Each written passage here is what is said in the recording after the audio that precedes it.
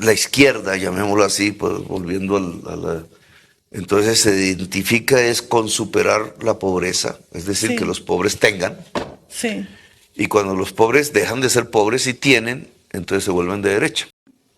La izquierda, llamémoslo así, pues volviendo entonces se identifica es con superar la pobreza, es decir, Sí. que los pobres tengan, sí, y cuando los pobres dejan de ser pobres y tienen, entonces se vuelven de derecha. Yo le había dicho al presidente Chávez que quería conversar con él sobre los problemas económicos y financieros que se le avecinaban al país. Y entonces él me dice, pero sí, con un cinismo enorme, con su cara bien lavada como la de él, y me dice, caramba, usted no ha comprendido la revolución. La revolución se trata de mantener a los pobres pobres, pero con esperanza. Porque los pobres son los que votan por nosotros, los pobres son los que nos dan el poder. Y mientras nosotros hacemos el discurso de la defensa de los pobres, no los podemos sacar a la clase media, porque dejan de ser pobres y pasan a ser nuestros enemigos. É porque eu odeio a classe média. A classe média é o atraso de vida. A classe média é estupidez, petulante, arrogante, terrorista. É uma coisa fora do comum a classe média. A classe média é uma abominação política, porque ela é fascista. Ela é uma abominação ética, porque ela é violenta. E ela é uma abominação cognitiva, porque ela é ignorante. Fim.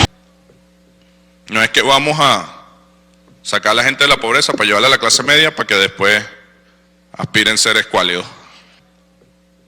No es que vamos a sacar a la gente de la pobreza para llevarla a la clase media para que después aspiren a ser escuálidos.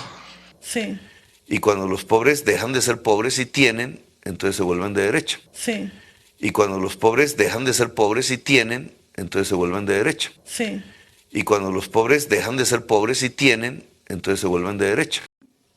La izquierda, llamémoslo así, pues volviendo entonces se identifica es con superar la pobreza, es decir, Sí. que los pobres tengan, sí, y cuando los pobres dejan de ser pobres y tienen, entonces se vuelven de derecha.